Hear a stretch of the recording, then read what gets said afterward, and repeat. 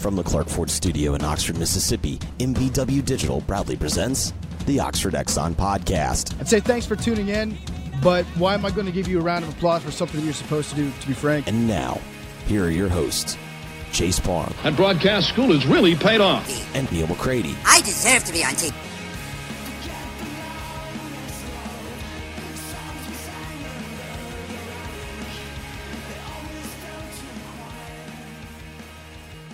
Tuesday edition of the Oxford Exxon Podcast. Chase Parham, Neil McCready, Clark Ford Studio this morning. We will talk a little football. It is election day for primary season. I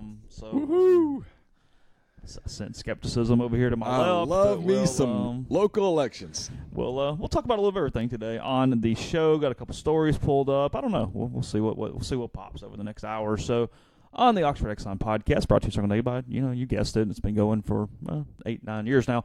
The Oxford Exxon, daiquiris, lunch specials, ribs, all those good things, and you save some money at the pump in the process. You do that with the Speed Pass Plus app, the mobile rewards program, and much more. So take advantage of all those things. And again, coming to you from the Clark Ford Studio. Indeed, the Clark Ford Studio right here in Oxford, but Clark Ford in Amory, Mississippi, 662-257-1900 is the number. You call it. You ask for Corey Clark. You tell Corey what Ford you're looking for. He sends you a quote within 15 minutes in business hours. It's that simple. It's right to the bottom line. There's no hassle. There's no haggle. What there is you get a quote, and you can do the rest of it yourself. And what you should do is do what I've done now several times and what I'll continue to do, and that's buy from Clark Ford. You get a great product, of course. That's number one. Number two, you get incredible service. You get service that goes above and beyond what you normally get. I told you about Campbell's car last week. She is getting ready to go off to college. We wanted to make sure she was ready as she could be. Certainly wanted to scratch the off the list, hey, is there anything wrong with the car? Got it the full they came and got her car. They took it to Amory, fixed it, whatever needed to be fixed, brought it back. Peace of mind. You don't get that from everybody. You do get it from Clark Ford. So 662-257-1900. And do us a favor when you call. Tell Corey that you heard about Clark Ford on this here Potato Log podcast. We'd appreciate it. So we spoke of the election. Some of you will have your polling center over on Sisk. It is open, by the way, for local residents. I drove by this morning, Sisk Avenue and all the roundabouts and all that stuff. It is open. And hey, you know what? I'm gonna give them credit because a week ago I thought it ain't happening. We've got the summer. If you live here, it's like okay, they're doing all the road construction while the kids are out, and a couple of these things got started kind of late. And I was talking to a couple of friends, and I'm like, hey, I don't know.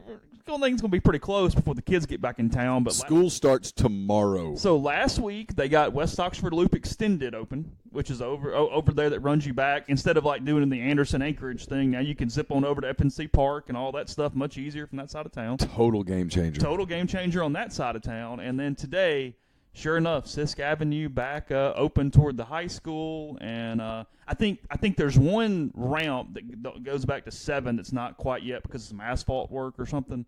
But otherwise, everything good to go, and there was already some congestion this morning as everybody was doing the voting thing, the whole deal. There was a lot of stuff going on when I passed by. I'm glad they didn't start school today with the elections. Oh well, that would have been surely that was.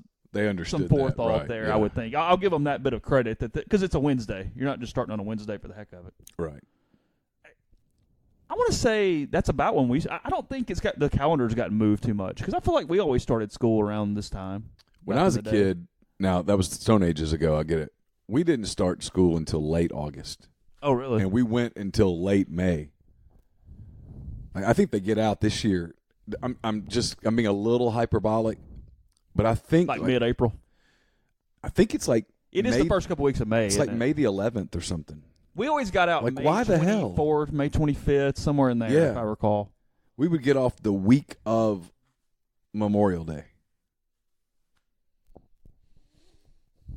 I guess you still go the same number of days ish. I guess. I don't know. Oxford's toying apparently with that full year schedule. I saw some things about that. It won't work in this town. I'm just telling you. You get more breaks though, right? Yeah, but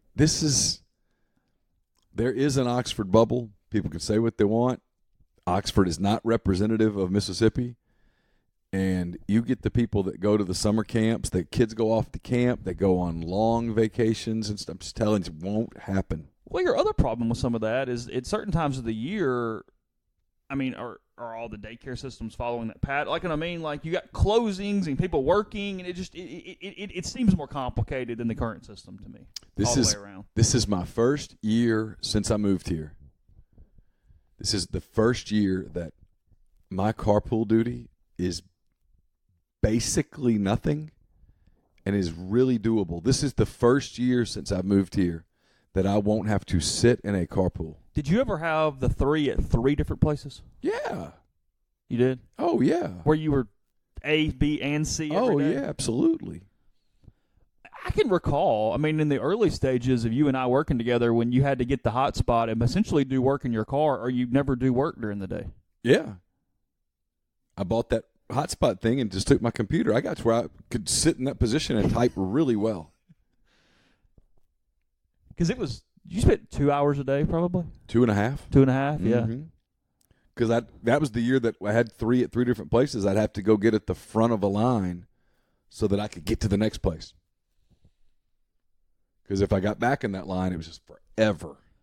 I kind of complained to you and laughed at myself a minute ago because this is really an Oxford thing, and anybody from any place bigger or any city laughs at me when I do this. I was complaining about polling stations and locations, and the one for my district is as far away in Oxford as could be from my residence. And I thought, that's way over there, and you go, it's 10 minutes. It's literally 10 minutes. Like, nothing is far, yet I act like Jackson Avenue sometimes is in, like, a third world country from where I am. I don't know why I do that, but I do. Like, somebody's like, hey, you got to go so-and-so, and I'm like, oh, that's over there. I don't know. That's why sports talk radio doesn't work here. There's no drive time. Yeah. I cut the town in half. I do 95% of my things on this side of town. Yeah. Well, my gym now is over on the other side of town, so I see it more than I used to. But you can go down highway and immediately be there. You're not running the full loop of Jackson Avenue at inappropriate times. And once the college kids get here, I flip my schedule. I'll do whatever it takes to avoid that. It's their town at that point. Absolutely. You get it at Christmas. You get it for a little while in the summer, and that's that. Because we're getting to the point where you're not going to be able to park, not going to be able to eat. Nope. Reservations everywhere. Nope. And especially with the whole, I don't know I don't know what the timeline is on this garage thing and where all the meters are going and all that stuff. But I mean, yeah, it's going to be a bit of a zoo for a couple months, I think, around the square and that kind of area as we move forward. Yeah, my deal with the square, like we do our show at Funky's on Thursday nights, and when that show's over, I'm like, bye, I'll see you next week. Friday, you don't even think about it. No. Of a game weekend? No. Hell no. No. I've got to really want to hang out because I'll get calls like, hey, come out to so-and-so, and I'm like, why? I love you guys. I've seen you. What are we doing? Well, my deal would be, my deal would be, all right, find me a parking spot, stand in it, because if I have to circle about 3 times, I'm out. Well, and the 3 circles will take 45 minutes at that time of the day. No, thank you. No, you're probably parking 3-4 blocks out and walking back. Yeah. That's probably the way you're going to do that. Yeah, it's too hot for that. No interest. Okay. I go Thursday afternoon, and then when it's over, I'm done. Yeah, because you're fine on Thursday at 4:30 or whatever it is. Sure. It's all good. And surrender the town. I'm glad the tourists come. I'm glad they spend their money. And you're glad they leave. And I'm glad they leave. Football went in pads yesterday. Shoulder pads. Shoulder pads, sorry. Yeah. Well, pads. Pads. They went in pads first padded yesterday. Practice. Shorts and shells, if you will. Yeah, and I guess it's pants with no pads, right? They don't wear shorts anymore. Yeah. It's always the pants. Yeah. I guess the pants aren't padded. It just seems just whatever. All of it's ridiculous. Would you like to put them in shorts? Is that what you're saying? No, I don't care. Just, it's football practice. Why not just go ahead and let them put the pads on so that they're protected? Because they're still making contact and guys are falling to the ground and all that stuff. That's a good point. Why is leg pads the thing that separates this? I mean, now a lot of guys don't wear leg pads half the time anyway in games. Knee pads are like a thing of the past almost now. Yeah. For a lot of guys. So I mean, they're having practice, they're having contact. They have helmets and shoulder pads on. Let them put pads on, and then it's up to the coaches to not be idiots. The idea was that it would not create as much contact because of that. Was the idea? Yeah, Rich Rodriguez gave a great. I don't know if you read it in 10 Thoughts because I led 10 Thoughts with something else that I think led to people not even reading 10 Thoughts. That being said, he talked about how having an edge and being physical doesn't mean, hey, we're going to beat the hell out of them in practice. We're going to beat the hell out of them throughout camp. It's more about a mentality and stuff. They've all acknowledged, hey, we do have to be smart. Well, yeah. You got to get people ready, and you have to be physical, but you don't have to be idiots about it. You don't do a 120-play scrimmage every day. Where do you fall on the practice tackling in camp argument? I think you have to do it some. I think that there's technology now, though, that allows you to do a lot of tackling dummies. I saw Ole Miss doing it yesterday. Stuff where you are practicing tackling properly, but you're not tackling another person where somebody could get hurt. I think you also do it when everybody's as fresh as you can, and it's what you're talking about with 120-point scrimmages. As you get so deep in those, technique falls, you get more tired, you start reaching more. There is to me, in my opinion, maybe doctors go, you're crazy. There's a higher chance of injury once you get fatigued and you fall out of technique. So I think you can get a lot of it done early and then get into some other parts as practice goes on, in my opinion. That's why two-a-days are stupid if you think about them. Because you're just constant fatigue. Traditional two-a-days. Yeah, right. Yeah. They have two-a-days now. But the other one's a meeting and a walkthrough and it's a whatever. walkthrough without a ball. Yeah, and it's literally walking through, and they're inside in the air conditioning. They're not getting drained. Yeah, it's all schematic. Yeah, but the days of going out, hey, we're going to practice from 9 to 11, and then we're going to go back out at 5 till 7. Well, that was stupid. And so when the injuries started happening at 6:30, it's kind of predictable. Guys are dehydrated, they're fatigued, they're not thinking clearly. Now there's a lot of emphasis at Ole Miss and elsewhere on nutrition and hydration, and they're measuring guys, and they know their workloads, and they know who probably needs a practice off or whatever, and it's pretty smart. So they go again today, no media access today, and then tomorrow they put pads in their pants and they'll practice, and there is a media opportunity tomorrow. So for the people that are wondering about coverage today, because I'm sure we'll get it, where's your practice report? There is no practice report because practice is closed. So what was a couple of the main things from yesterday? Well, my biggest concern was it was hot as hell, and my phone was desperately trying to overheat, and I was trying to get video. Did you get that point where it cut itself off to have to come back? It was giving me the caution light. So I was putting it inside my pants to cool it off. And I had on exercise pants, so I didn't have a pocket. Because I went to lift before practice and then came out there. I didn't have enough time to go change, and so I had to put it inside got all sweaty and then went to practice, stood out in 100-degree heat. Well, I was going to sweat anyway. Okay, fair enough. Just asking. So I figured, why not just get all the sweating out at once? Okay. And so I had to put it in there and to keep it out of the light. So my biggest focus was on my phone, and I did put up 7 videos. A lot of you got to see a lot of blocking drills. Damn it! You like the blocking. I think it's the big question mark on this team, and people want to see it. And, okay. I'm the conduit. I'm a reporter. I'm the conduit to the people who subscribe to the site who can't go to practice. And I think a lot of the people, if they got to go to practice for those 40 minutes, that's be a lot of what they watch. I tell you the other thing that stands out to me, I like Kincaid Dent. Oh, okay. Now, I don't see him in team drills, so I don't know. He might look like a complete lost soul in 11-on-11. And he might not in the event that his parents are listening. I have no clue. But in the past drills that I see, and it's just drills. I don't even see them go against the defense. So it's competing essentially against air. He looks good. I like his arm. I like his feet. You can tell he's a bright kid. You can tell he's picking up the offense and stuff. He does what they ask him to do. I like his arm. His arm, to me, in the little bit that I've seen, most resembles Corral's of the young guys. And hopefully for everyone's sake, he has plenty of time to develop and let it play out and all that stuff. So yeah. I think Tisdale, if you made me guess, is ahead of Plumlee, which you'd expect because he had the spring. Mm-hmm. Plumlee's really athletic. He can really move. And he's eager. He's one of the few quarterbacks that I haven't seen get just completely yelled at yet.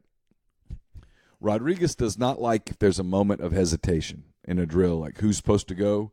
His attitude is just somebody effing go. yeah, Don't make me wasted time. Don't is make not me it. effing say this again. Yeah, And I'm like, man, I'd hate to be the guy that gets yelled at the next time.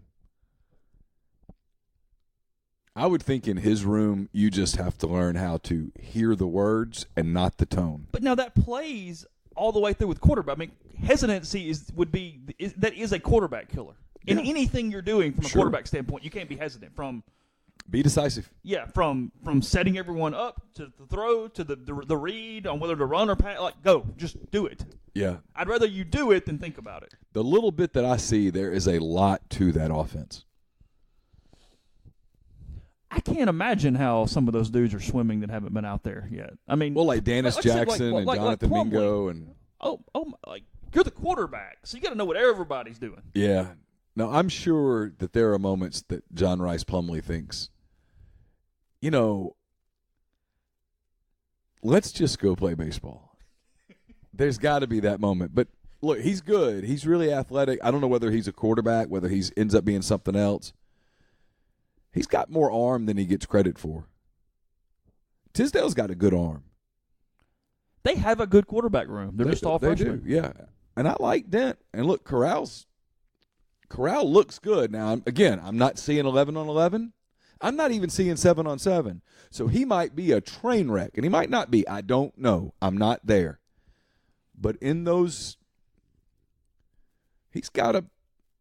I know he's got swagger and all that stuff, which I think is a little overrated, frankly. I mean, everybody goes, I love a quarterback who's willing to fight. Well, whatever. I never thought of Peyton Manning as a fighter, and it worked out for him. He's got a charisma about him, a poise about him this year.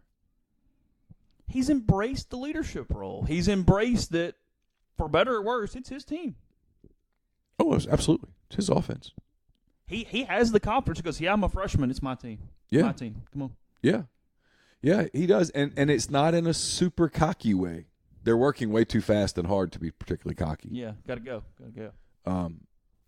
But, yeah, he has a poise about him. And, again, now I'm not seeing 11 on 11, and I know that's being repetitive, but it's important.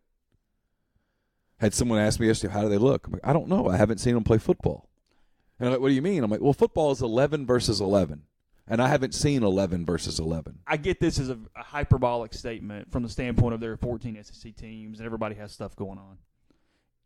From a coverage standpoint, from a having to watch every game of a team this season, Matt Corral might be the most interesting player in the SEC to follow day to day because he has all this on his shoulders. He's got Rich Rod and all that stuff going on as his scientist and getting him in it. And look, he's got to be good. He's got to be good immediately, and he's got to direct an offense that even if the defense is much improved, he's still got to score 25 to 35 points a game. Yeah. Every week. I think so, too. So what's gonna be it's a interesting. deal where, he's got to keep it together. He's got to stay poised. When he gets hit in the mouth, because everybody gets hit in the mouth in this league, he's got to come back. He can't lose it. He can't lose that composure in a negative way. That's what's fascinating about this is you've got to get him to use all the positive traits that this brings with him, and at the same time, when they have three straight 3-and-outs, hey, chill. It's all right. Get back in there. I'll go I know one we're further. down 10. Get the ball. Go score. I'll go one further. Fans do this deal, and I get it. We do it, too. Boy, if they lose those first 2, it's bad. Still got 10 left. Yeah, but you know what? If they lose those first 2 on September the 8th, when Matt Corral wakes up, he's still got to go to work. Got to go to work. Got to work on getting better. Yeah, there won't be a big crowd at the Southeastern Louisiana game. You got to take advantage of it. Get better. You can't get mired down in all the grumbling and negativity and stuff, you're still a redshirt freshman quarterback who conceivably is a 4-year starter. And you've got to learn from adversity. And you've got to be a leader through adversity. And that's where, when people say, what do you think? And I'm not making fun of people who ask, what do you think either? I get it. I don't know. How's he going to handle that? I mean, right now it's camp. Every camp I've ever covered has been optimistic. I've never covered a camp where the coaches and the players go, man, you know what? We're not very good. We don't have any talent here. It's pretty obvious that some guys didn't take the offseason seriously. We play in 3 weeks, and we're going to get our asses Camp kicked. tone was very similar in 15 to 11. Sure. Hell, at 2011 camp was rainbows and sunshine from the coaching staff, almost to the point that it was over the top. Because we're trying to convince everybody, Maybe including so. themselves, Yeah. potentially. Yeah. So, I don't know. Now, Corral's better than any quarterback on that 11 team. Yeah. Just night and day. But, we'll see. That, to me, is going to be the real challenge, not only for Matt, but for Rodriguez, for everybody, when they have a bad game. And I know they're hoping that bad game doesn't happen until maybe Tuscaloosa, where it's easy to rinse that one. But it could happen at Memphis. It could happen against Arkansas conceivably. It could happen against Cal easily. Cal's good. Yeah, defensively, Cal's a good football team. How do you bounce I don't know back if from they it? score, but they're a good football team defensively. How do you bounce back from it when it happens? How do you lead your team through it? Your first time to go through it. So there's a lot of stuff there, and the quarterback thing is fascinating. The offensive line thing is fascinating. We talked to Michael Howard. That's in the notebook. So far through half a week of camp, he appears to have maintained his weight.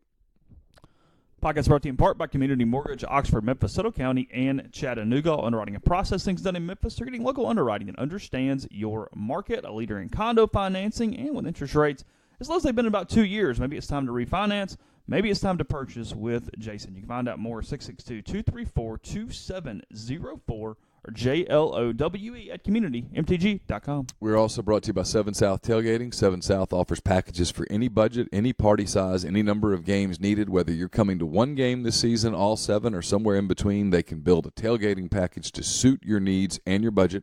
If you prefer to use your own personal tailgating gear, they'll store, maintain, clean, and repair that gear as needed throughout the season. If you prefer to rent some or all gear from 7 South, they offer many colors, types, and sizes to choose from. Call or go online today for a detailed quote customized for your specific needs. It's 662-321-1682 or visit 7southtailgating.com. We're also brought to you by Oxford University Bank, OUB, locally owned and operated right here in Oxford. When you deposit money at OUB, that money and the vast majority of the bank's profits go right back into the Oxford community. OUB has a commercial checking account now paying 1% interest as long as you keep $10,000 in the account. Comes with fully interactive online banking. They'll set up any local business to deposit checks from their office and not have to worry about coming to the bank daily to deposit those checks. More than likely, any business owner right now at another bank is now paying a monthly fee for their account, and they're most certainly not making 1% on their money. So to learn more about that, go to Live Oxford, bankoxford.com, or call 662-234-6668. OUB is FDIC insured. And we're brought to you by Harry Alexander. Harry is an Oxford-based RE/MAX Legacy Realty agent, big part of Savannah Square. It's a new 9-acre development, 0.7 of a mile from the Oxford downtown square, conveniently located east of North Lamar. Just a short stroll from the Midtown Shopping Center. Savannah Square will initially consist of 32 standalone homes ranging in size from 1,100 square feet to about 2,400 square feet. Model home is available for you to look at 215 Williams Street. If you go there, you can see the wonderful layouts, the impeccable finishes that are available to you. You can learn more at SavannahSquareOxford.com, or you can get in touch with Harry via call or text at 662-801-5621. And we're brought to you by Grenada Nissan. If you're in the market for a Nissan vehicle, Grenada Nissan is the place to go.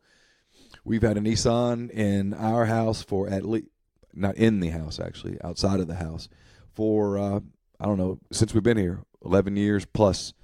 Grenada Nissan's fabulous people, great service after the sale. It's right off Interstate 55 in Grenada. You can learn more about them at GrenadaNissanUSA.com.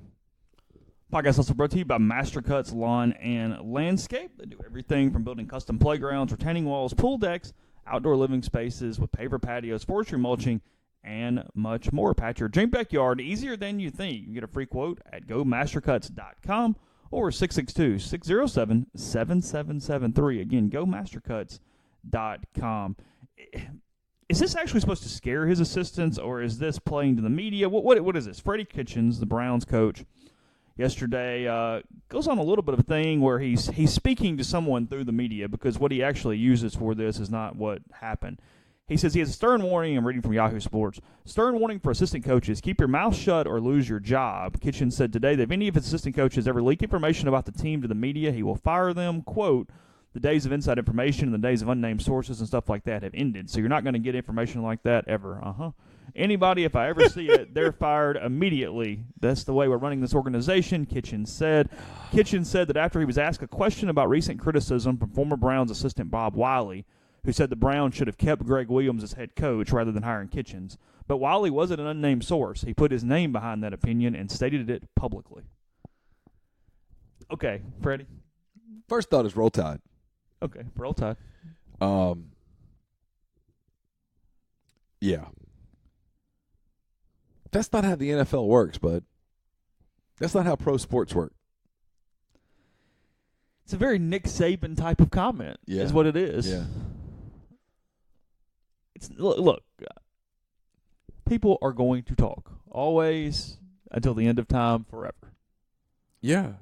They are going to talk. Every staff is going to give information to the media at some point. But especially on pro staffs where the league mandates a certain amount of access. The reporters have a different level of access. They can shut us out at the college level. You can't do it. The NFL doesn't allow it. So, and you're never going to actually catch any of these people. No, because they have phones. I guess you could wiretap everybody.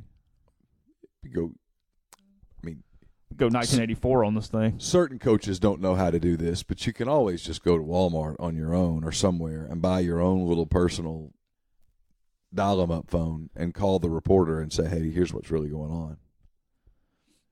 And if they got your phone. I don't have it. Why? Those existed. They just weren't used. I know. I know. That's what I'm saying. I said certain coaches don't know how to do that, but it is easily done. In possession. Nothing. We've turned the page on this. How's your mom? Good, thanks. She good? Yeah. I always like to check on moms. You just said family. Could have said anything. But that. It was a stupid thing to do. I mean, it doesn't matter. Tone It's deaf. not actually gaining traction positively or negatively. No, it's fine, whatever. It's But tone deaf.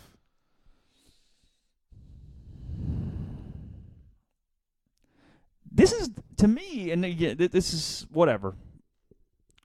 This is a sign that Kitchens may not have it all figured out. Focusing on the wrong things, spending time on stuff that shouldn't even be spent time on when you've got a better team. I don't know how good they are or aren't, but they're better. They're no longer the laughingstock of the league. Well, you got a team to get ready, and you're worried about this. Yeah. That's my point. I mean, the margin for success in the NFL is so narrow. Yeah. And there's so much parity and there's all those different things that it's just a bad sign to me. To me, it's a negative. I agree, and it tells you that he's not focused. Bill Belichick's not doing stuff like this. Sean Payton's not doing stuff like this. Not on their minds. It's not what they're fooling with. They're trying to find that edge that takes you from 10-6 to 11-5, from 11-5 to 12-4. That lets you be just a dash fresher at the end. Yeah. That lets you just be that 1 centimeter better on offense. They're looking for that. As Al Pacino said in the movie, it's all about the inches. Yeah. We'll tell you about G&M in a minute. That's what she said. Go ahead. I lost my train of thought. Sorry. That's okay. No, it is though. It's that's a league where it's not like it is at Alabama, for example, where you can just go buy. Recruit a couple more linebackers. You just go buy. Recruit the better players. The NFL, everybody's got good players. There's no such thing as a bad NFL team. We've had this conversation. People go, they suck. Well, they don't suck. They're full of professional football players. They don't suck. They're just not as good as the other teams. Not as efficient, not as experienced, not as something or something or something. But when you're preparing for a season where you're going to play a whole lot of 24 to 21 games, the difference is a play here, a play there, a fundamental here, a fundamental there, a strategy here, a strategy there. If you're sitting around worried about who's leaking stuff to the media, you're not being as efficient as you probably have to be to go from being 9-7, for example, to being 11-5. Yeah, like I said, in it on its face, big deal, no. But if you're the GM, you kind of want to go, What else are you worried about that you shouldn't be worried about? I would hope. Is this a harbinger for something else? As a lifelong diehard Bears fan, I would hope that Matt Nagy is not worried about media leaks right now. I would hope that he's more worried about finding a kicker and things like that. Yeah, and being as efficient as possible with Mitch Trubisky. What does he do well? What does he do? Let's start paring this thing down a little. Whatever.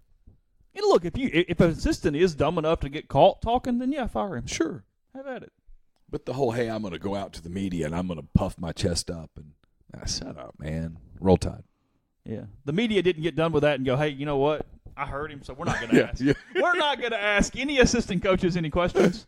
I'm just going to erase those numbers because they're not going to talk to me. Coach Kitchens told me I don't need to talk to any more of these assistants, kind of for background anymore, so I'm not going to. Freddie, you're not in Pell City anymore, pal. This isn't the Sand Mountain Reporter. Hey, Coach, how are we going to do? How y'all going to do? These are professional beat writers who are looking for scoops on a competitive beat. They're going to keep digging.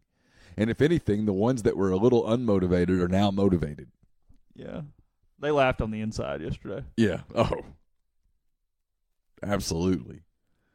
It's a game now. Oh, it's a game inside the beat now. Who can write the most stuff with unnamed sources? Yeah.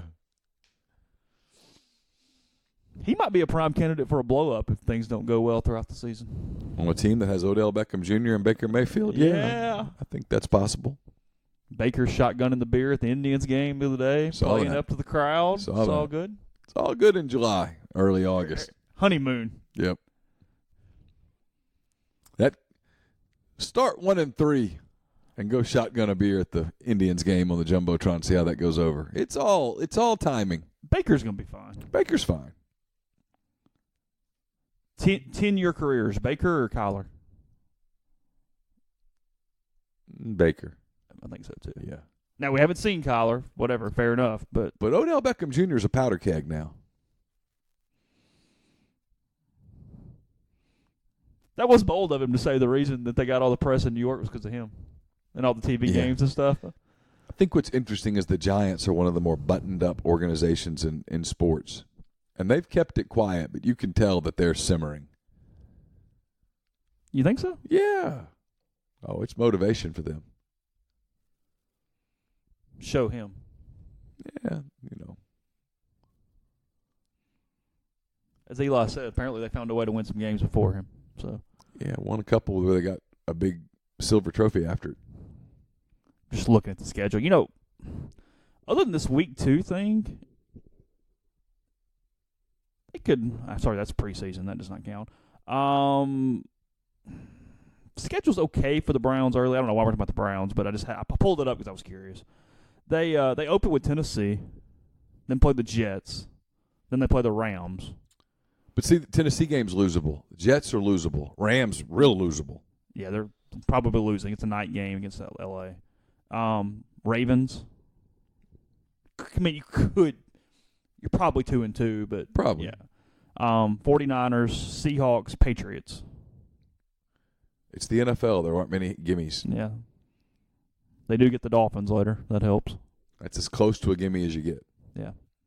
That schedule's not bad overall, honestly. No, but you got to play Pittsburgh twice. You got to play the Ravens twice. And you got to play the Patriots and the Rams. Yes. And the Seahawks. That's who are pretty good. Yeah. I think the Seahawks are going to be good. You don't hear Pete Carroll worrying about unnamed sources. He's just out coaching, doing his thing.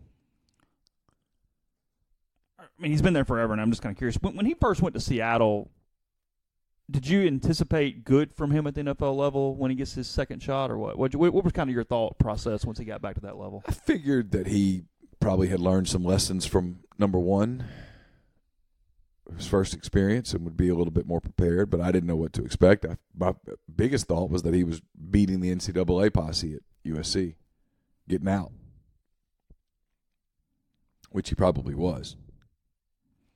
I think the pro game has suited him better than I thought it would. He's a rah-rah guy, all that stuff, and some of the players like that. That Saints schedule, that Week 1 game against Houston, you just got to win it. You got to win that one. Where's that game? It's in New Orleans. Yeah. It's a night game in New Orleans. God, that'd be a good game. Week 1. Because after that, you better buckle up. This schedule sucks. You're stressed out about the Saints. I'm just starting to look at it a little bit, and I'm getting a little – I mean, because Week 1 Texans, but then their next 3-week stretch after that, at Rams, at Seahawks, Cowboys. That's tough. At least you don't have to go to Seattle. Can't win there so loud.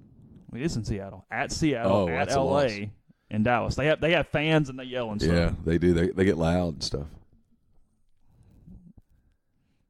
I'd probably sacrifice something for a 3-1 start.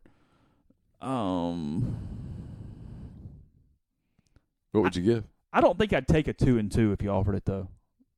You'd roll the dice. I'd be a little greedy, I think, but I don't think I'd take 2-2 because I think they're 3-1. I think they lose to L.A. and win the other 3.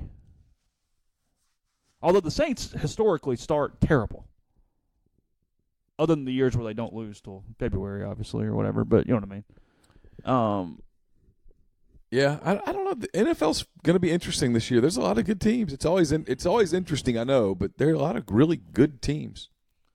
Oh, what was Custis's mood yesterday? How close is he? How's he feeling? Montrell Custis said that you can get this at rebelgrove.com. It is up in written form. I did write it. I didn't vomit videos at people. He said that he's hoping to be back on the field full go last week of camp. The doctors are kind of telling him, hey, you're good, but he admitted that, hey, a lot of this is mental. Kind of trusting the knee. He's still wearing a brace. He's out there doing some stuff. No contact yet. He's got some time. They're taking their time, which is probably the smart thing to do. Until but you got to – he knows he's got to cut loose at some point and trust the medical people that he's good. I think the expectation is that he's going to be on the field, if not by the first game, probably by the second. He didn't say that. That's what I read into it. And then the other news, and it wasn't really news, this was always planned. Alex Givens is going to Jackson to get an MRI today to sort of see where his back is. And they'll go from there. Asking you a question you don't know the answer to. What are they looking for? I mean, what is the determination of where he is from a back standpoint? I mean, I don't know. I would assume that they're looking to see how the surgery is healing, how much inflammation is still there, how much closer he is to being ready to go through parts of practice or all of practice, or whether he's not ready or whether they need to do something. I don't know. I hate to speculate, but that'd be my guess. To this point, only been a few days. They haven't even gotten all the way in pads yet, but there have been no injuries per se. Nobody's done anything crazy, it doesn't sound like. Not that I can tell. Yeah. Not that it's been publicized, at least. Well, I was out there for 40 minutes or more yesterday, and I didn't see anybody hobbling off. Yeah, or on crutches or riding a bike. Or it's got to be what Matt Luke's doing every single day. Go. You got to be smart. I mean, you're going to have a couple. But you can even be smart and be unlucky. You can. But anybody can roll an ankle for 3 weeks. But, they did. I haven't seen them now maybe they'll do it when they go full pads, bust out the Oklahoma drill and let's see if we can kill each other. Who knows? But yeah, you said it the other day. They need a lucky camp, and they do. They don't need a rash of injuries. They don't have that kind of depth in a lot of spots. Podcast brought to you in part by G&M Pharmacy. They're on South Lamar in Oxford. To go in and check out their CBD oil that we've been telling you about for a long time. It helps many different things, including depression, anxiety, and pain management. You can get that there at G&M. Also, just transfer your medications over, 662-236-2222 for that. They'll deliver them to you. I got a delivery yesterday. Dropped it off right at the door. Didn't have to make a trip. Only had to walk out on the porch to get the medicine there from G&M. So you can do that and find out much more, including about MedSync, which allows them to fill all your prescriptions on the same day each month. Makes it easy on you. Make sure you have the medicine you need when you need it. Again, 662-236-2222. Podcast also brought to you by John Edwards of Regency Travel Incorporated in Memphis. If you've been thinking about kind of that dream vacation, something special, a 30th anniversary trip, for example, the reason I say that is because one of our subscribers, one of our podcast listeners, did indeed book a 30th anniversary trip. Went to Italy, Venice, Florence, Rome, several other places that I can't even pronounce. Spent 14 days doing that. Sounds like an incredible trip. You can book your own incredible trip through John Edwards by getting in touch with him. You give him some parameters. You give him a budget, and he'll give you options that you can't find on your own. And no, you don't have to live in or near Memphis to take advantage of his services. 901-494-3387, or send him an email, jedwards@regencytravel.net. First-time clients can save $50 off their first booked trip just by telling John you heard about Regency Travel on the podcast. I'm taking questions on Twitter and on rebelgrove.com for my mailbag, which, good Lord willing, will be available to you at some point Wednesday. It is brought to you by the Westin Jackson. The Westin Jackson is home to Soul Spa, the ultimate luxury spa experience in downtown Jackson, where you can indulge in personalized massages, signature facials, soothing body treatments, and much more on their extensive spa list. And then you can head over to Estelle Wine Bar and Bistro. You can sip on a cocktail, enjoy their curated wine list. It's open for breakfast, lunch, dinner, and Sunday brunch. Chef Caden's offerings are spectacular. You will enjoy them as you will enjoy your stay at the Westin Jackson in downtown Jackson. And we're brought to you by Pinnacle Trust. If you're running a business that has a 401k plan that is not performing the way that you and your employees would like for it to perform, get in touch with Pinnacle Trust, the Pinnacle Trust 401k advisory services team. They provide plan sponsors with the expertise and consultation that they need to administer a retirement plan that inspires employees to reach their retirement goals. It's really simple. You go in, they'll call them, tell them you need a little help. They'll come conduct a complimentary, no obligation benchmarking and analysis of your current 401k plan. We'll make it even better. Mention that you heard about Pinnacle Trust on the Oxford Exxon podcast, and you'll get 10% off your first year's fees. It's pintrust.com, PINN trust.com. And don't miss 1 minute of the action at the Vault this season. Ole Miss football arrives in September. Reserve your season tickets with the new 2019 season ticket pricing for just $299. For more information, visit OleMissTix.com. That's OleMissTix.com. Reading a story on the big lead this morning. The Fox Sports, Senior Vice President of Sales, his name is Mark Evans. He had an interview with the big lead, Brian Jafria or something like that, from them. And he's talking about the changing landscape, all the different rights packages that Fox is currently either has or is hoping to go toward. Really trying the to SEC get on Fox. Kind of where I was going here is that they mentioned that they're trying to go big. He has a quote that says, very much interested in acquiring additional conference rights. Set up Fox's plans for their college football coverage. Quote, we're going to be very aggressive in trying to wrest some of those rights to really round out our portfolio. Says Fox is directly challenging ESPN with its own college football pregame show this year. The biggest difference is Fox is following up that pregame show with marquee games like they have in the Big Ten, Big 12, and Pac-12. But as you can tell, based on what Evans said, their ambition does not end there. Quote, you add another major conference player to what we already have, and you're a major player. Then he says he wouldn't say it, but the SEC seems like the next target. And then Evans, being a little coy, says, quote, I absolutely did not say that, as he was laughing at his answer. So Yeah, he didn't say it. that's where it's headed. It's about to get into a bit of a war. He didn't say it because he didn't have to say it. Yeah, everybody knows where this is headed. Yep. CBS is going to have to bring its big boy britches to the table if they're going to keep. Jeffrey said it for years. They've had the best deal in college sports. They have. Maybe in sports, period, Yeah. frankly. They've got that marquee game by itself, and frankly, has gotten numbers and whatever to other conferences have even really stayed away from challenging it with their major games. Yeah. They really get left alone in that 2:30 time slot. Yeah, I mean, you might get, hey, Clemson's going to play North Carolina State or something in that slot. But for the most part, everybody goes, oh, okay, well, we'll go mind our own business a little bit. I'll tell you when it struck me. I was in Chicago in October a couple of years ago on a Saturday, and 2:30 in the afternoon, walked into a big sports bar in Chicago. It's Big Ten territory. Northwestern's across the lake. Illinois is a couple hours down the road. Huge alumni bases from Michigan, Michigan State, Wisconsin, Purdue, all those places, right? And it was South Carolina and somebody right there on all the damn televisions, and I thought, son of a CBS. Why? Because it is a regional product in some ways. Why? Because it's the national game. Nobody can compete against it. What do you throw up against it? It's on broadcast television at 2:30 in the biggest conference. That's why I believe when the new contract rolls around and the grant in rights with the Big 12 and all that stuff, I expect shuffling. Shuffling plural.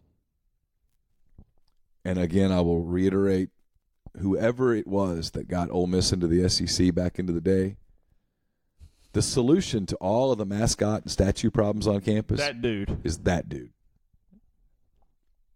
Or girl, if it was a girl. Yeah. That's your guy. That human. If the shark thing just doesn't work out, find out his name and just call yourself the that. Make him your mascot. It's the biggest decision in your school's history. Period. Yeah, certainly athletically. Well, and maybe period. But because of everything. Yeah, no, it's the athletics is the front door to the university. Period. And I just think the league's going to get bigger, and I think the contract's going to be a monster. It's like on the inverse of whoever the guy was that said that it was at Tulane that goes, yeah, we'll be all right. That cat at Sewanee that went, you know what, this is stupid. Yeah. Some dude at Tulane went, we'll go our own way. We'll figure it out. We'll get in the metro. What could happen? Yeah. That didn't go well. Hope you enjoy playing Rice a lot. That's what I hope. No, they're in the American now. They're good. It's all good. It's all Tulane's in the American. All UConn good. And East Carolina and Cincinnati. Those big rivalries. Yeah. Traditional matchups, really. Yeah. No, the cat that got you into the SEC, he's a big deal. Just build a statue for him. I don't know who that dude is. I don't either. He deserves a statue. Just eliminate all your problems. Fox thinks they're about to go crazy with their WWE programming. I think it gets good numbers. I don't watch it. I have no idea. We know someone who does. I know someone who does, yes. It's a ratings boom for whatever reason. It is. But it's entertaining.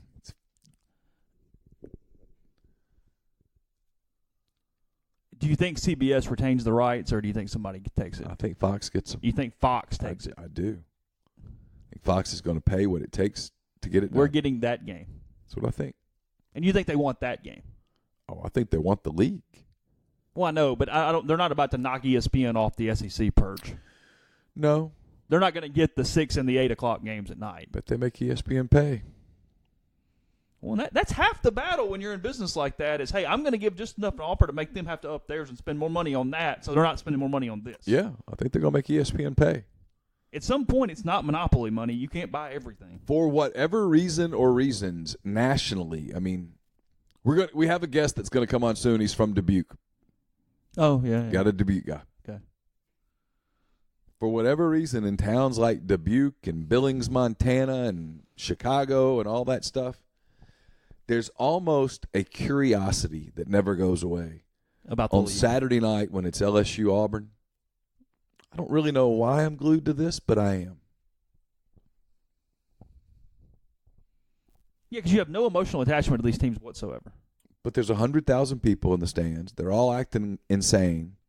You got all the pageantry, all that stuff, and all the And stereotypes frankly, and all the yeah. stuff probably feels bigger to them than it is for us when we actually see it every day Sure. and it's whatever. So they're going, hey, this is their lives. They focus Yeah. on this stuff. This is what they do. I mean, that's why the announcers, they when we listen to the announcers, we're like, oh, shut up. They're not talking to us. They're doing it for that national audience. And that's why it works. when Tessitore goes crazy and has Yeah. this whole deal. And so when there's 104,000 people in Tiger Stadium on a Saturday night, when Auburn rolls in there and ESPN's hyped it up all day long, and there's the game, and you're a Purdue grad living in Chicago, and you're sitting at the bar, you're watching that, you don't care who wins. Frankly, that's the most fun. Kind of interesting. well, you have a weird Big Ten curiosity. Yeah. You like the day games and the stuff and the. Oh, I'll come home on a Saturday night, and there's Northwestern and Michigan on the screen, and I'm kind of interested. I don't care who wins. I'll watch. For whatever reason, it's interesting to me. I think those SEC games do really well nationally. Here's the dirty little secret that the fans hate. The 11 o'clock game does really well nationally. Well, see, that's the thing. It's a national game. It's the lead-in right out of game day. If you've got the ESPN game, it's the lead-in right out of game day.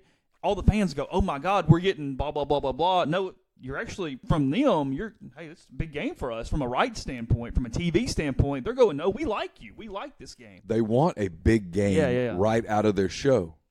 The game that gets completely, hey, we know you're not getting any ratings is that SEC Network game they throw on there at 2:30 against 3 the o'clock CBS. game. Yes, I'm talking about. Yeah, that the game. Southeastern Louisiana game. They know nobody's watching that. That's why it's there. Yeah. Yeah, we got Georgia Carolina on CBS at 2:30. Y'all have at it. Ole Miss Arkansas is at 6:30, and the fans go, yes. And I'm like, well, from an exposure standpoint, it's not yes. Not yes at all. Because you're probably head-to-head against somebody. Well, you're head-to-head against 2 or 3 big games. Yeah. And that Big 12 7 o'clock game on Fox or whatever. Yeah, where they set their schedule where it's, Texas, Oklahoma State or something to a national audience. Yeah. They're NBA in it, as you always talk about. We're going to stay out of that 2:30 time slot. That's y'all's. We'll fill in later and deal with that. Yeah, it's scheduling. It's smart. There's a reason that, so who do you want at 11 o'clock? Do you want Ole Miss Arkansas typically, or do you want Purdue whatever where it's sleepy? Well, you'd rather have the SEC game. Unless you're me and you're running on a treadmill, and for whatever reason, Purdue Northwestern is, by God, entertaining for a half. And I don't know why. I look up, you're halftime, I've run 11 miles, I'm done. We're all happy. And then I never watch the rest of the game. Purdue's not the team for me because they kind of tried to spread it out and throw it around some. No, I want my Big Ten teams to run it up the middle. Oh, yeah. No. Don't do this scheme stuff on me. I want this. No passing until third down. Yes. I want Iowa, Wisconsin. Yes. Run your offenses. You both have 240 yards in the fourth quarter, and we'll play a 9-6 game. Yeah. First down and 10, off tackle. Let's see what happens. Second down and 6. Try a little counter. It's why Stanford's so fun in the Pac-12 because all these teams are throwing this son of a gun around, and Stanford runs the thing where they have no wide receivers. Yeah. They run 10 offensive linemen and a quarterback up there. 3rd and 3, the only question is the quarterback going to keep it? That's it. They're running. I don't know.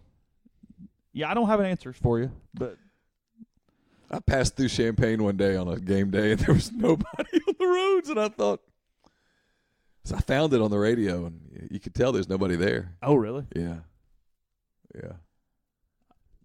I've never been there to Champaign.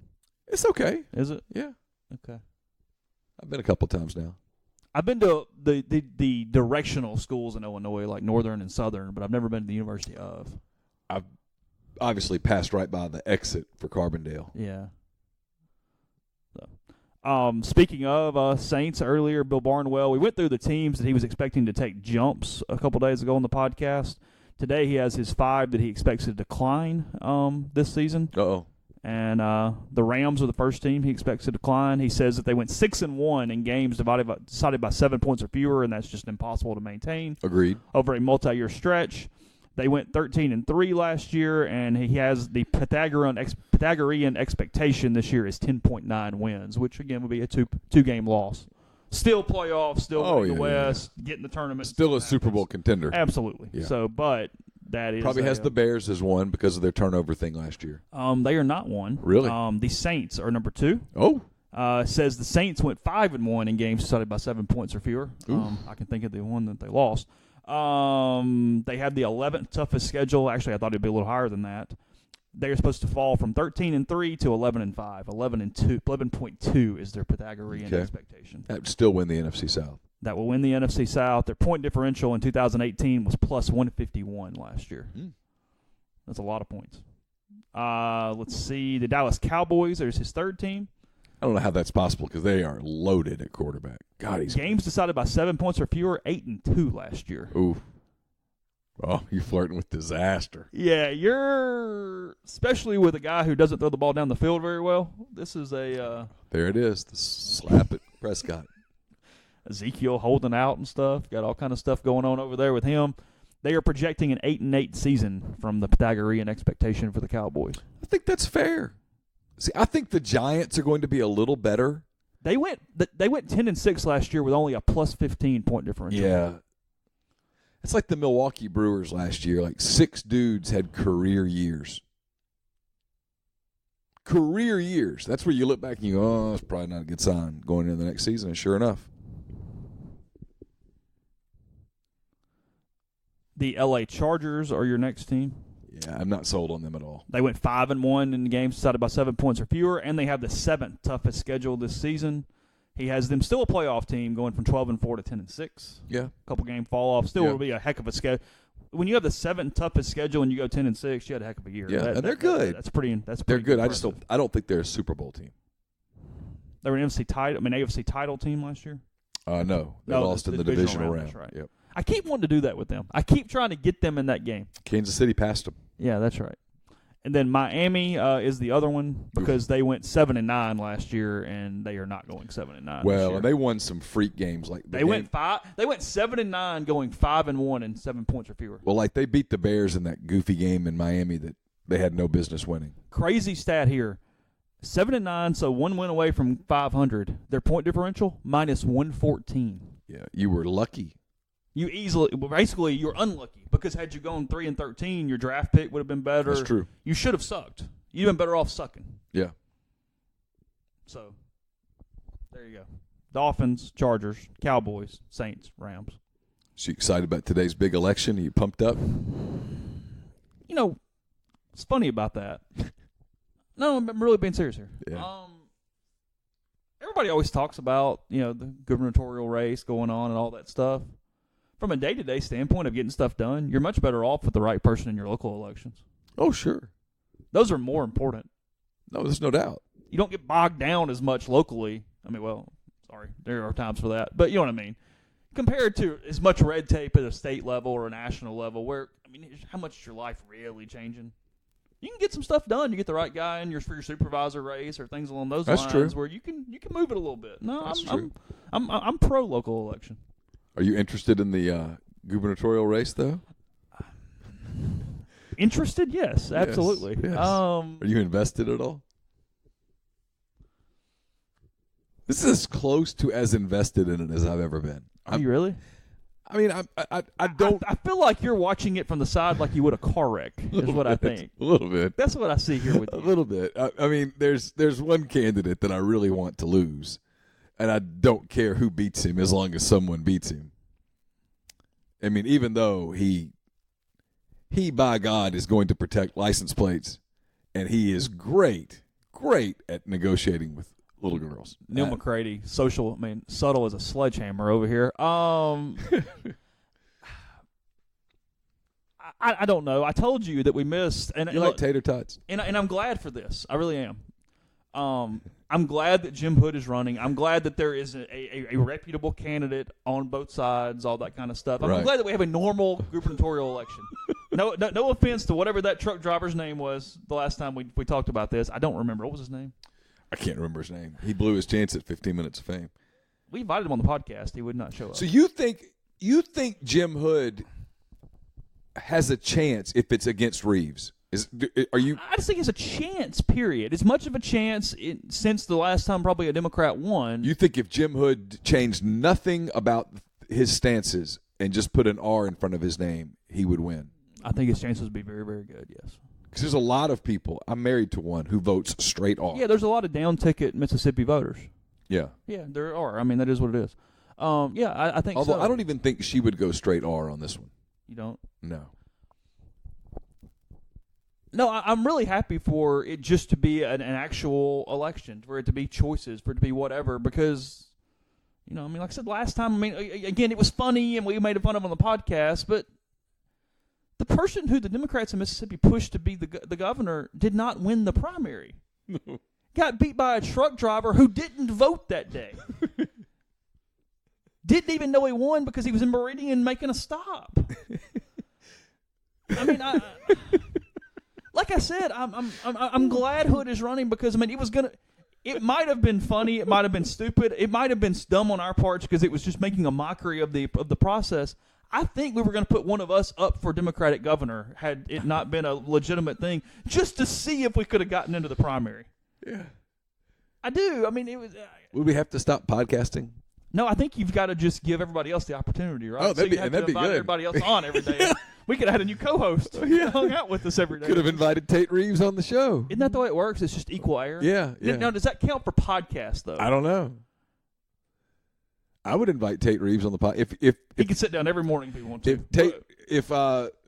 If Reeves's people are listening, any of them, and you're upset, Waller, reach out. Reeves, Hood. Yeah, you are welcome on this podcast.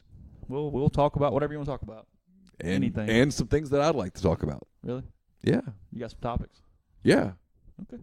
Might want to pay some teachers. Thinking. Probably ought to do some things to bring industry and white-collar jobs to Mississippi. Probably ought to do some things about that. Yep. I'd have questions. Legitimate questions. And I'd let him do his little stump. Huh? Yeah. Chase is like, wrap this up. No, go ahead. I'm telling you what's the next thing you need to do. Yeah. So, yeah, you're all invited. All of you are invited on the podcast. We'd love to have you. So when people say, well, you didn't reach out, I reached out just then. Be an interesting conversation. Think anybody will take us up on it? My guess is no. Probably. There's one that might. Yeah. One that might. But like you said, there are some good. One who might. There's some good candidates. Yeah, it's a reputable election, which is okay. I like Waller. I like Hood. Yeah, I'm good. Yeah. That's what's wrong with politics today, though. Seriously, this is what's fascinating to me is with all the stuff that's going on in our country and all the stuff it is still, even on a day like yesterday when rationality should have played in a little bit, everyone's sprinting to the right, sprinting to the left, just as fast as you can. Just running. Thank God it's not a flat earth because it might be good if we did. A lot of people would just fall straight off. They're sprinting as far as they can to the right, to the left. Nobody's meeting in the middle and going, okay, well. Identity politics. Yeah. Because if you run in the middle, you can't win.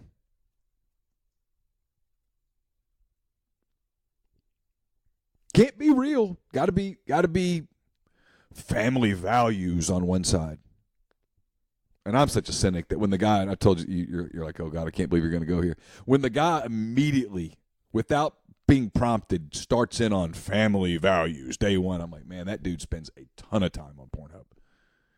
That's the first thing I think. Family values. That's number one. Okay, what does that mean? What are your policies? What are you doing about jobs? What are you doing about we are going to protect our license plates? No one's attacking your license plates. Nobody. Nope, nobody cares. Caroline has a good theory. She thinks the license plate that they made is so ugly so that everybody will get a specialized plate and spend more money.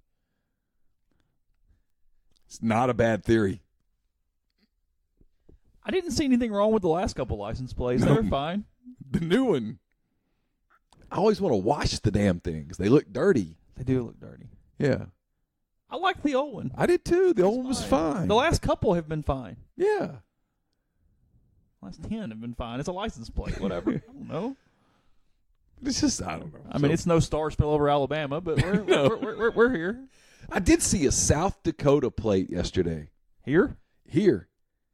And That's a it was, long drive. Yeah, and it had Mount Rushmore and it had the little, whatever saying it was, I was like, that's cool. I give them credit. I haven't seen all the 50 plates, but that's my favorite right now. It was strong. I guess if you're South Dakota, that's by God your license plate, but it was good.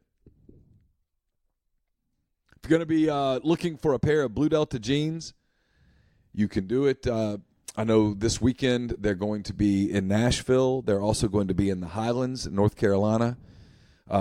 They go all sorts of places. They have pop-up shows. They fit sports teams. They do golf tournaments. So they're all over the place. If you want them to come to you, you can. Get in touch with them. It's info, I-N-F-O, at BlueDeltaJeans.com. Follow them on Twitter. Follow them on Instagram. See where they're going to be. And if you are around there, send them an email. Get in touch with them via direct messages and set up your own private fitting. It's a fantastic product. They do free alterations within reason. So if you gain some weight, you lose some weight, you can get your jeans adjusted and still enjoy what will be your favorite pair of blue jeans. From Blue Delta Jeans, their new collection is out, their summer collection. Some really cool stuff. Check it out on their website and then get in touch with them. INFO at BlueDeltaJeans.com. I'm actually, for some reason, looking through U.S. license plates. Might be something we discuss tomorrow. Did you see the South Dakota yet? I'm scrolling down. I saw a couple I like. Really? South Dakota was strong. I liked it. Maine is very busy. It's got like a big elk and a fish and all kind of stuff on theirs. That's a lot. That's too much. That's a lot going on, isn't it? That's too much. I don't like the Maryland plate. Maryland used to have the plate that was kind of Maryland like has flag. War of 1812 on their plate. Yeah, it seems kind of violent. Massachusetts just straight. Spirit of America. Yep. It's not even readable. Well, Michigan's trying to, I guess, show like it's multiple different, like, you know, it's got all the different things. And yeah. I think it's kind of like a north-south. You know, the deal. Visit Michigan, I do like Minnesota's. The Michigan ads that they do. That's the old one. They don't have it the updated. Lighthouse, and I liked it. The Lighthouse is fine. It's fine. I have no issue with the Lighthouses. Michigan has those ads that make you want to go visit Michigan. The pure Michigan ads. Those with the lakes and stuff. You're like, yeah, it's cool. Ooh, Montana got a big bear on there. It's kind of scary. Yellowstone. What the world? Yeah, I don't know what Nebraska's thinking. That's awful. Yeah, it's terrible. That's really bad. Is that mountains? I guess. Wouldn't you just want to do Vegas with Nevada? New Hampshire's green, which is good. I think of green when I think of New Hampshire. D.C. says taxation without representation on it. Yeah. Because they don't have any congressional votes. Yeah. Does that bother you? There's a few that just have never changed theirs. Like North Carolina, I could have picked that one off. Yeah, it's always California, always Florida. the flight, the Wright brothers. There's North Dakota with a bison on the bottom of it. Okay. Not a fan. It's all right. Oklahoma's have always been the Native American. Has it always been that? Yeah. Okay. That's not one of my. That's always been the Oregon plate with it's got a big tree in the middle. Tree in the middle. And that's the Pennsylvania's Pennsylvania. very. You recognize the colors on it. You don't see a lot of Rhode Island plates, but that's okay. Ocean State. South Carolina's always had the palmetto tree. That's a different South Dakota one, isn't it? No, that's okay. Mount Rushmore. What's it say? My only problem with this: great faces, great places. I like that. My only issue is it looks like the title script of a 1980s movie, of the way it says South Dakota at the top of it. A little bit. I would have probably. It looks like you might have made that in MS Paint back in the day. Yeah. They could make that a little cleaner, but I do like the Mount Rushmore with the blue sky behind it. That's nice. I like it. Makes you think fresh air. I like for a second that you actually have to look at it to figure out what it is, because when you first glance at it, it's like, is it clouds? What am I seeing? And then all of a sudden, it's okay. Makes you want to go check it out. Yeah. Tennessee's never changed theirs. No. Texas. Yeah. Give credit to Texas. You see it and you go, I know exactly what that is. A Utah plate that says University of Michigan on it, by the way, of the example we have here in front of us. Vermont green, I would recognize it. And Virginia's always had that. Virginia's for lovers. We Washington never know where is we're the going. Evergreen here. State. Yeah. West Virginia's always had the. Looks very mountaineering, doesn't it? Yeah. Looks very If mountaineering. you're a Marshall fan, that pisses you Wisconsin always looks like off. that. Yeah, it always does. America's Dairyland. Wyoming's got a cowboy on it. I like Wyoming's with the cowboy. You like that? Yeah. Okay. Well, I mean, that's what, if you think about Wyoming, you think cowboys and stuff. Okay. Like out in the middle of nowhere. fair enough. So, we will talk about sports at some point as the We week talked moves about on. sports We today. did. We love everything. But yeah, any state level representatives would like to come on this here show, we'll have a hootenanny. Sure. Yeah. Absolutely. It's open invitation. Republicans, Democrats, Whatever. Tea Parties, Socialists. I'm in. You're in. Okay. I got questions. All right. Plenty at rebelgrove.com. Plenty more coming. Some recruiting stuff up. I saw Zach Berry has a big board up on the top of rebelgrove.com on the message board. Yeah. And more. We'll have more podcast studios the week moves on as well. So we will talk to you then.